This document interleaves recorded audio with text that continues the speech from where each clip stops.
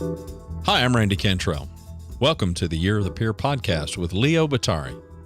This podcast is based on a simple truth. Who you surround yourself with matters. Author and keynote speaker Leo Batari will interview thought leaders from all walks of life who will share how they leverage peer advantage and show you how engaging your peers more purposefully can hold the key to greater success in business and in life.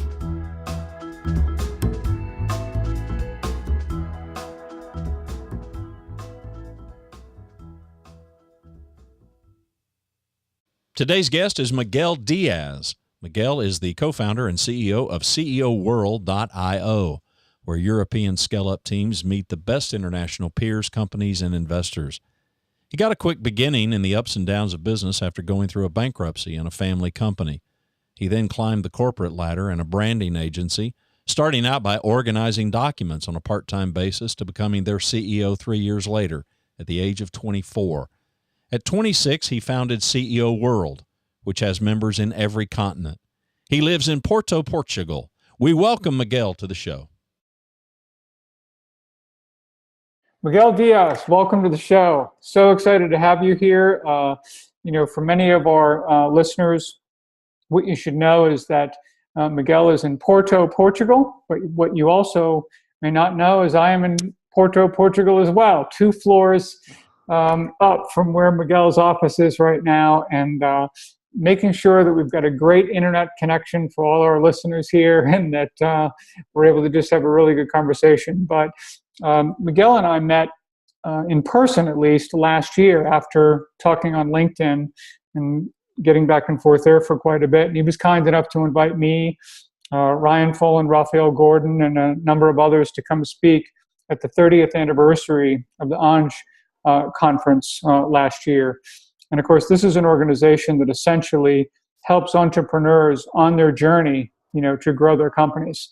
And it was really exciting to be here last year, but it wasn't long enough. So very excited to be here and be able to spend about 4 or 5 days as opposed to 1 or 2 days. And it's one of my favorite cities in Europe. I'm so thrilled to be here. And so anyway, I just want to get started because Miguel is the CEO of CEO World, and CEO World now for a while, and I'll let Miguel talk about this in more detail, of course, but actually connects entrepreneurs online, providing them with a platform to work with their peers, especially when these peers are often in different countries. So with that, Miguel, talk to us a little bit about CEO World, and then we'll we'll get into some of how it's evolved, how you got interested in it, and we'll just kind of take it from there. So first of all, Leo, thanks for having me. It's such a pleasure to host also you in Porto again 1 year after. Thank you for the kind words about Porto. And so how did it start? I had the opportunity to leave a bankruptcy process, shoes company of my family. So I wanted to succeed my father at that time. Some years later, I had the opportunity to succeed a very charismatic founder in a branding agency. And my team was all older than me. So it was really a test for me. It was very demanding to me to become their CEO, to define a strategy, and also at that time we were living one of the strongest crises in Europe. So we need to refine all the business model and to reformulate it. Also in the perspective that we had a lot of graphic designers, and all the business model was shifting from today. It's obvious we are living in the digital world, but at that time it was a huge shift also in terms of skills needed to adapt to the company. So a lot of hard decisions for your first role as a CEO, and you couldn't refuse to take them because the turnover was being in pressure and the costs were still there. So in that perspective, I got completely passionate about having the best mentors possible around me, and also having not only the mentors but also people that have been there, done that before, and that we could resonate with. And that's why after this intense period of 3 years being the CEO of this company, I decided to leave startup CEO world with this purpose in mind. I also wanted a little bit more an international flavor in my daily basis, because I was completely passionate about other cultures and other ways of thinking, and other languages, also trying to learn new languages. And that's why I thought, what about having, an international network of people, brilliant people, intelligent people, smart people, also with values, who were together in order to fulfill a mission about unity in diversity. And that's why CEO World has born, and then the business model has been evolving since the beginning until now. We keep moving forward. So let's talk about the business model a little bit and how you run the meetings, because fortunately you've been kind enough to invite me to be a participant in some of these meetings, and I've really enjoyed that very much. And I look at this as there's three basic components to the way you run a meeting now. It starts with this idea of accountability. Okay, what did you say you were going to do last month? Did you do it? What are your goals? How are you performing against those goals? And you can talk with others, and we can kind of hold each other accountable to do that. The second part of the meeting typically deals with issues that we may have. I have a question for the group, or I have a decision I'm going to make to the group that I want to pressure test against the people there. And then the third component of it, though, and this is what I like about what you've done here, is you blend this idea of peers, those who are experiencing the same thing at the same time, but also bringing in an expert, bringing in someone who's been there and done that, as you just suggested, who for the last half hour of this 2-hour session, we all get the benefit of being able to tap into the experience and expertise of that particular guest that you have. So how did you come up kind of with that framework for it, number one? And then I know now as you're moving forward, you're evolving that yet again in terms of the purpose and what you're doing. So let me let you talk a little bit about that. I had the luck to have on our advisory board at that time share of a peer-to-peer organization in Melbourne, Australia.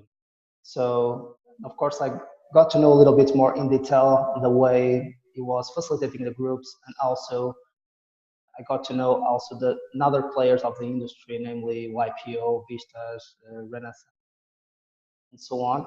And I understood that the usual model was 1 day or half a day in order to groups to meet each other.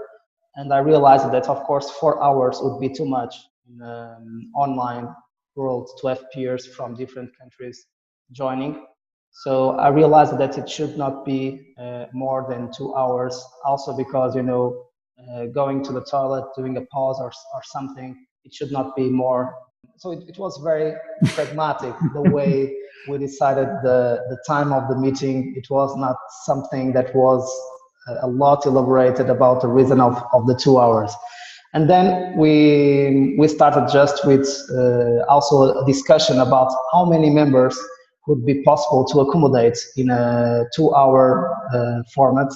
And we realized that we are talking about 120 minutes, so you should have almost 20 minutes per participant to talk and to discuss. So you should have 6 people on the meeting. Of course, some of the people can't make it every single time, so maybe you can be a little bit flexible to go from 6 to 8. In some meetings you may have 4. So 4 to 8 would be the ideal number. And then we started creating a format. In the beginning, there wasn't a guest there, and sometimes the issue processing stage, people in some months didn't want to talk too much, so they only wanted to share. This is what I committed to do, and this is what I've done, and I'm okay today with this. So I didn't want to, push people to have an issue just because we are having a meeting and they would kind of invent an issue to discuss with another peers. And we decided, okay, let's have a final moment in the meeting where we invite someone with a very specific topic, if possible, a topic that the members are facing and that could be helpful to all of them. So I realized that over the time that a lot of times the topics are always about sales, marketing, or cash, and sometimes a little bit about people and taking hard decisions on people. So I decided to start focusing myself on bringing guests that could cover this kind of topics in each session. And then this moment started to be one of the most important moments of the meeting, and everyone was excited about the next guests in the next meeting. So, and you know, the level of the guests has been evolving every single session, and people were completely amazed with the quality of the guests that we were able to bring to the sessions. And then we thought, so maybe this is our main product, and maybe there is also space to evolve the concept to accommodate the teams. So because a lot of times when we were discussing sales and marketing, the CEO or the founder would love to have the CMO or the chief sales officer also there, or the chief people officer, and not have to talk to him and explain what was going on the call. So you'd like him to, or her, to listen directly from the guest, and then to have the opportunity to apply it in the next day. So that's when we evolved to have a portfolio of sessions, a kind of a scale-up academy, where you are able to say, okay, I want my CMO this time to join this portfolio session, or my chief sales officer or my chief human resources officer to join these sessions, and even better. So this is the portfolio, please select the ones that are more interesting to you, and we have a plan of X number of sessions for our company, and any of us can join in each month the sessions that are more interesting to us. And the format is also the same amount of people on the call, 4 to 6, and you have the opportunity to do a Q&A live with the guests, also having the opportunity to exchange experiences with another peers who are in the same position as you are. So this is evolving from a founder and CEO perspective to a team perspective, and especially to a management team perspective, which allows also additional tools for the CEO that is even less alone. So you'll have to tell me what the secret is to, because I think you've had some amazing guests, appear as part of these forums. I mean, just on 2 of the calls I've been on, we had Vitaly Galam, who of course heads tech ventures for HP.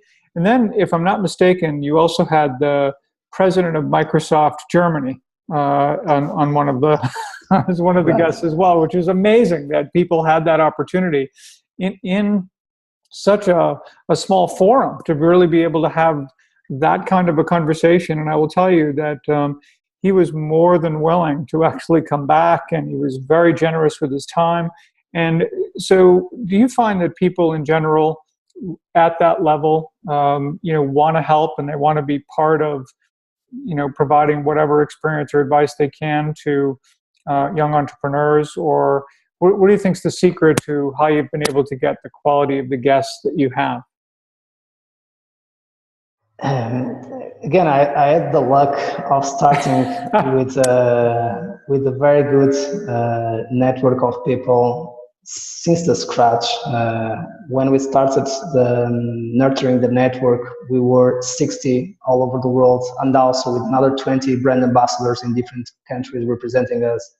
So, and then we were able to start attracting very, very good brands outside, like Oracle, Cisco, Virgin, Microsoft, as you said, and also Slack, Salesforce, Spotify. So a lot of tier 1 brands all over the world. And in the second stage of nurturing a network, you already have the portfolio. The difficult part is really in the beginning. So nowadays, it's pretty easy to have 4 or 5 people a week of this kind of caliber on our calls.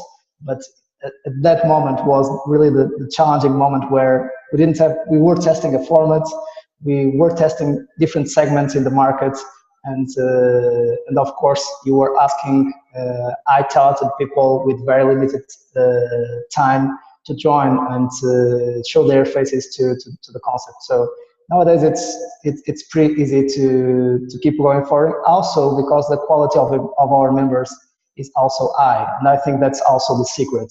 If you can find out the best wanting to learn and the best wanting to share their own experience and learning with each other, it's a very appealing value proposition for both audiences. Well, like we say here, who you surround yourself with matters. And obviously the higher Definitely. quality the people, the higher quality the conversation you're going to have. But I've been always interested in what you're doing. And for me, it stems from working as an instructor, an adjunct professor, teaching online courses at the graduate level. I've been doing it about a decade now. And it's always amazed me how close the students can become. And in many cases, these students will never meet one another, and yet they form real close bonds with one another, and they get into very deep conversations online that are rather remarkable when you can get in an intensive forum like this. So, I think that what you do not only provides that opportunity, but it is no question, it doesn't take as much time. It's a 2-hour versus an all day. It is more convenient, certainly, because I don't have to drive anywhere. If I'm traveling, I can get on my laptop and I can participate no matter where I am in the world. But I also think, in fairness too, that this is an and, not an or. I see that there's a real role for in-person peer groups among CEOs or business leaders that you feel you can gain benefit from, and yet at the same time use an online platform like this, to support that effort, where you can reach out to people beyond your geography so that you can connect with them in a way that is, I think, efficient and really just makes a lot of sense. So, I just love that part of it. But of course, you've been doing this for a while now, and you've learned a lot along the way. And one of the things that you discussed with me before the show is kind of a new pivot, for where you see this model going and how you've seen it evolve, and would love for you to share that a little bit, because I think it's really exciting stuff. It was the model that we have been discussing. It's really to go from a meetup online or a peer group online to a real academy. So, and it is an academy that is based in peer learning. So it's not about showing up and teaching a course, but it's about, tell me what are your issues. So the students have identified some issues that he wants to work about, and that's why he's meeting with that teacher, with that professional, because he knows or she knows that that teacher or that professional has been living these issues and have pragmatic experience dealing with this. So, and that's why I just show up and I say, look, I have an issue in my marketing department, so I'm putting some of my resources on traffic generation. I'm testing some growth hacking techniques. I'm working with a supplier, but I don't know very well if this fits into my business model and if I'm taking the right choices. Also because I'm setting up now a special unit, which is the customer success unit inside my company. And I've never done this before. So the CEO is pressing me a lot that another worldwide and world-class companies are doing the same. But, I've been reading a lot. I've been talking with some colleagues, but I don't know where to start. And you are talking with the VP of customer success of Slack or of Salesforce. And it can tell you, I've been, or of Twitter, like some time ago, or Facebook. The first time that I've done this, and this. These were the problems that I faced. This is the way I solved it. So this is the kind of value that you get, really pragmatic. It's not just sitting down and listen to a course and to someone talking about the topic of customer success. It's really working on your own issues and leave the session with pragmatic resources and tools and experiences to execute, and with clarity, which I think is the most important thing when you need to take decisions in a leadership position, is to be really clear about what you want to do and how to coordinate your team. So that's why the format of peer learning is completely there. But now there isn't an accountability system, but it's much more an academy. So you select the sessions that are relevant to you in that specific month, and you join any of the guests to discuss your own issues with your peers in a very small group, wherever you are, so without any need to go to a specific place to attend the session.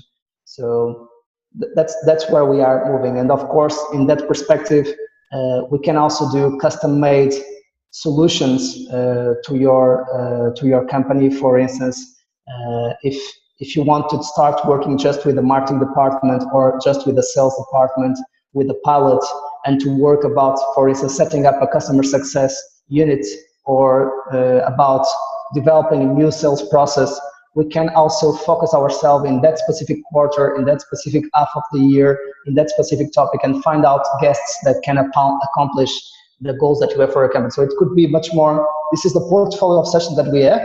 Simply select the ones that make sense and have your team selecting the ones that make sense to them. Or we can do something tailor-made to your quarterly and annual goals in that specific years. And we are really excited about the model, of course. No, it sounds it. You can feel your energy level just talking about it in that way. It's great. But what's interesting is it does seem like much more of a kind of results-driven model. And obviously, you've done this for a number of years now, and I'm sure have seen a lot of tremendous results that people get from working with one another. Why do you think, in some respects, and I've talked about this with a number of guests as to why something that works so well in terms of peer-to-peer learning, whether it's offline or in person, that so few people, compared with the number of people that could participate in these groups, do it. Why do you think the participation is so low? Why don't people want to come together and really learn from one another in a way when they know it will benefit them if they do it, but they just don't? I think that's an awesome question, and it should be a $1 billion answer. But I faced a lot of frustration about setting up the online peer group concept for the sake of accountability and solving the issues together without any guests. So the concept needed to evolve, and we also are solving very important challenges that are impacting leaders all over the world.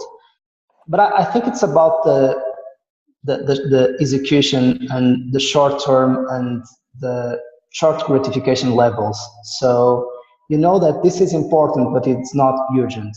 So if you need to conclude a proposal until the moment of the meeting starts or during the meeting, you will keep the meeting out and you will do to conclude the proposal. Also because in principle, your boss will also ask why you didn't conclude the proposal, and maybe what would happen is that you will go later to home in order to be with your family if you don't do it anyway. So the first thing that you do is just to say, I'm sorry guys, but I'm not able to join this time.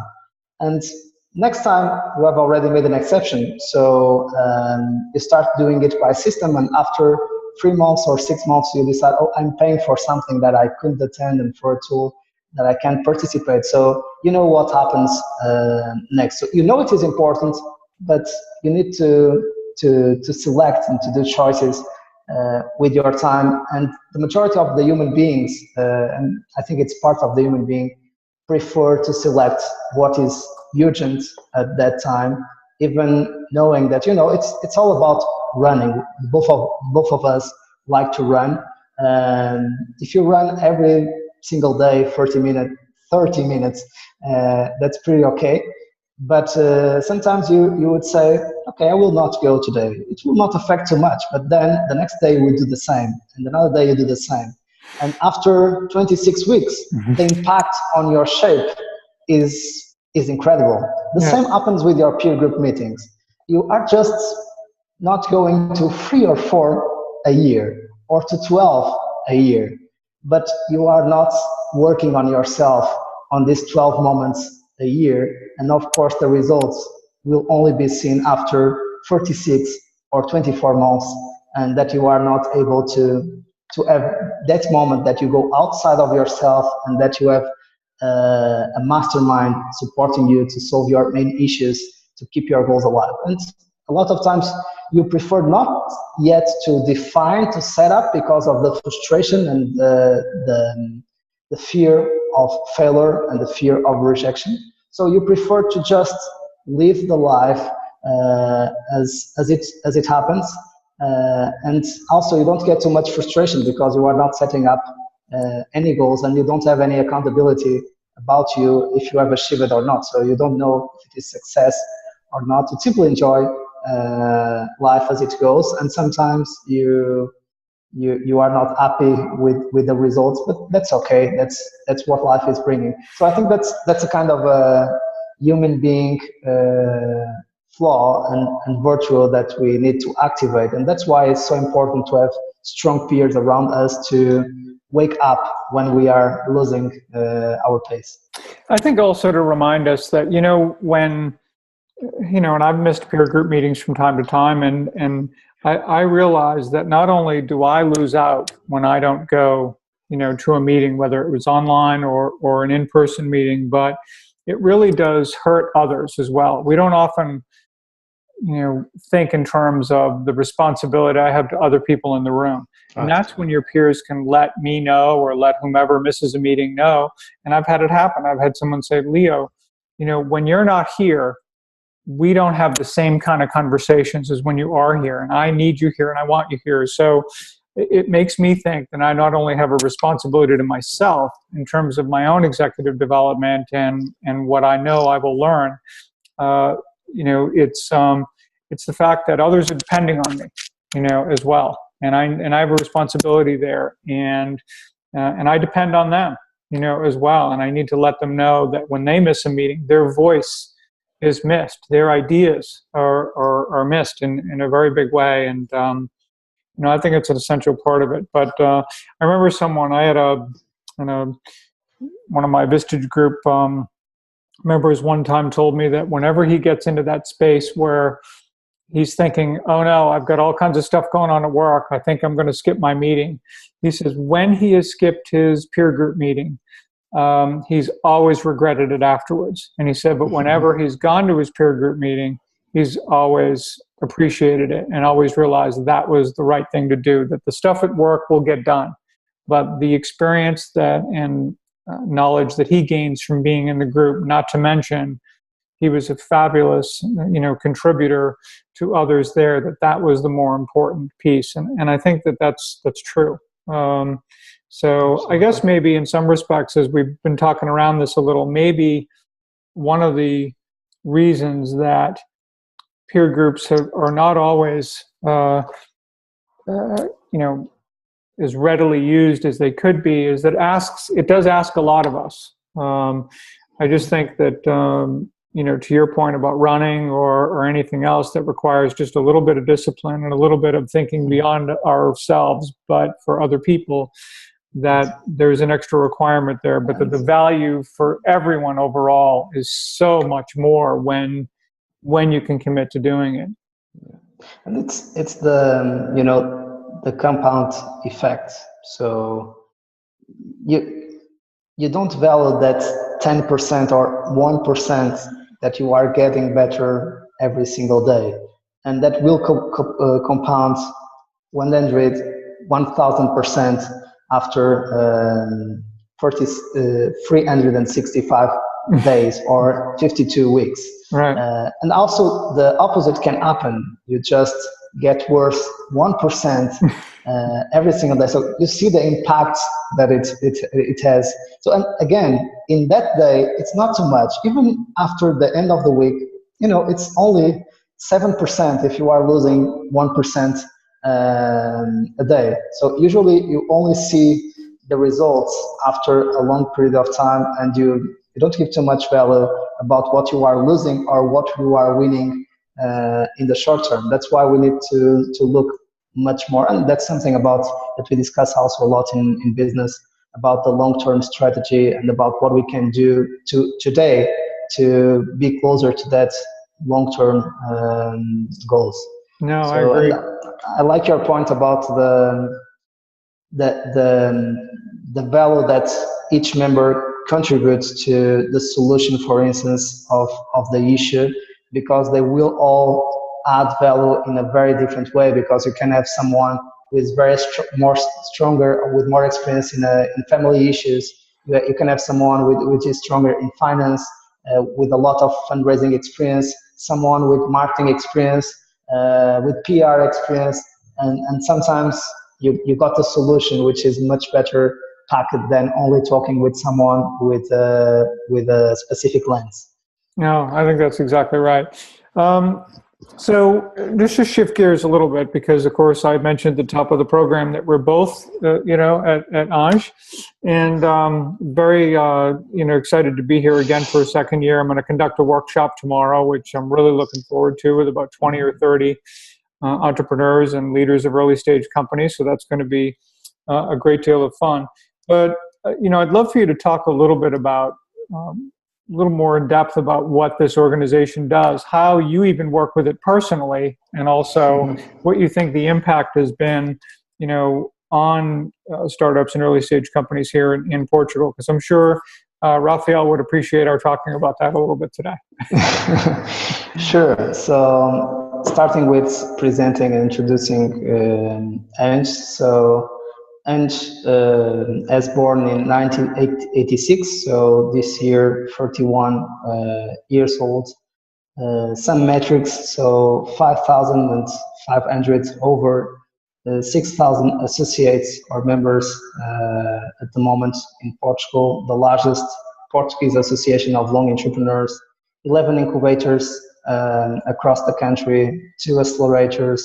So it covers the entrepreneurial journey since the schools where our staff goes there to teach some basic concepts about why it's important and why entrepreneurship could be a mindset that would support them along their lives and also in their careers, or as future business owners themselves, as leaders, but also promoting the best entrepreneurs with the Young Entrepreneur Award that is doing this year 19 years. And the Entrepreneurs Academy is also doing 20 years this year. So, and in the beginning of Ange, even the word entrepreneurship was not part of the vocabulary in Portugal. So it was really the first player in Portugal talking about this topic and evangelizing the national or the Portuguese population about the importance of supporting also young entrepreneurs, because it was in a time that it was not easy to set up a company without appropriate resources, without appropriate network and people around. So that's what Ange has been doing. The way I'm involved with Ange is much more into pioneering again the scale-up movement in Portugal. So Portugal has become a startup nation with a lot of early stage companies being born.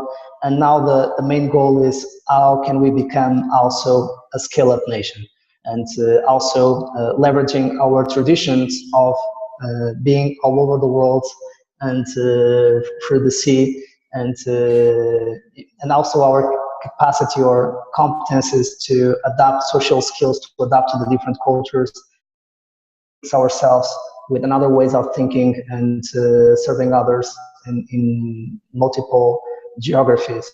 And that's a little bit the work that I'm doing.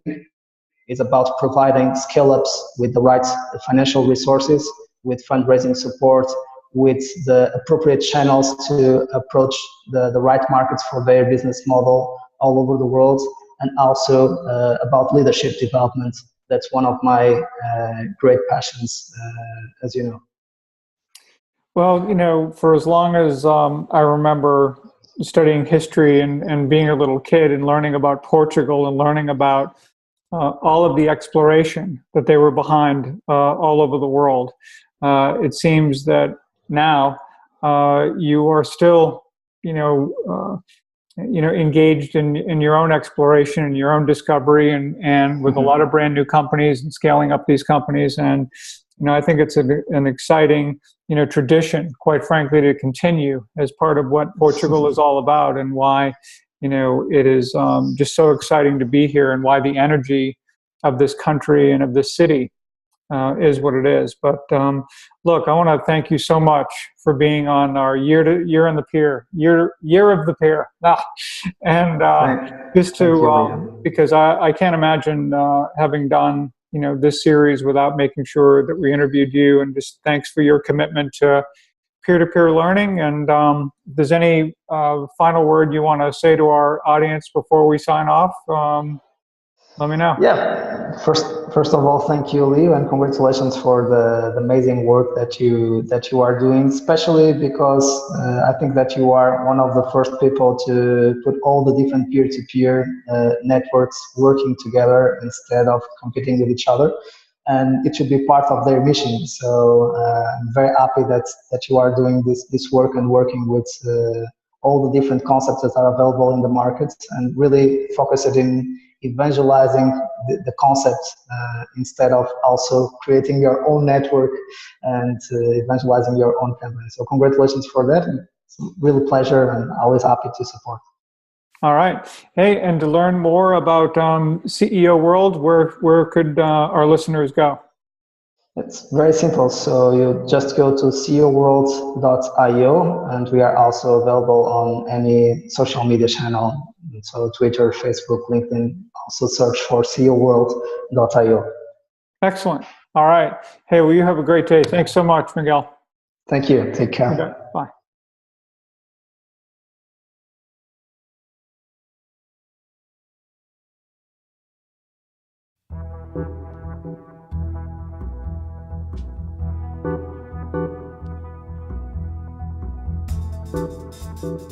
Thanks for joining us today. To learn more about Peer Advantage, to submit questions to Leo and our guest, and to subscribe to the Year of the Peer podcast, please visit us at leobottary.com. It's leobottary.com. This podcast is produced by me, Randy Cantrell, hosted, of course, by Leo Bottary. Music provided by Kevin MacLeod, Vibe Ace, licensed under Creative Commons by Attribution 3.0 license.